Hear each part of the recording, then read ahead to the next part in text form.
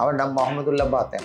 আমি আসলে বেসিক্যালি একটা কর্পোরেট ফার্মে আছি, পপুলার ফার্মাসিউটিক্যালসের সিনিয়র এরিয়া ম্যানেজার হিসেবে। আমার ছেলে খুব আগ্রহী, ইউটিউব দেখে বা বিভিন্ন ইয়ে করে সে আরও দুই এক জায়গায় দুই একটি কোর্সও করেছে। ক্রিয়েটিভ আইটির নাম আমি অনেক আগেই শুনেছি।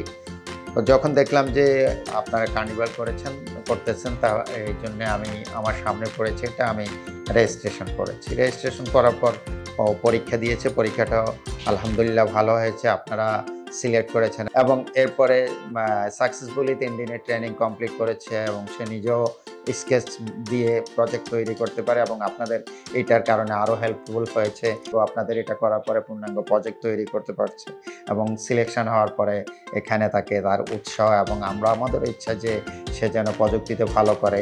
যেহেতু বাংলাদেশে আমাদের পড়াশোনার স্টাইলটাই হলো যে একাডেমির সাথে জব রিলেটেড অথবা ইন্ডাস্ট্রি রিলেটেড, মানে একটা বিশাল গ্যাপ।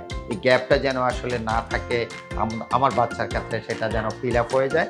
যার কারণে আমি চাচ্ছি যে সে মানে তার স্কিলটা যেন এখানে ডেভেলপ হয়, পাশাপাশি একাডেমিকটা যেন সে স্কুল কলেজে বা ইউনিভার্সিটিতে শিখতে বেস্ট হয়।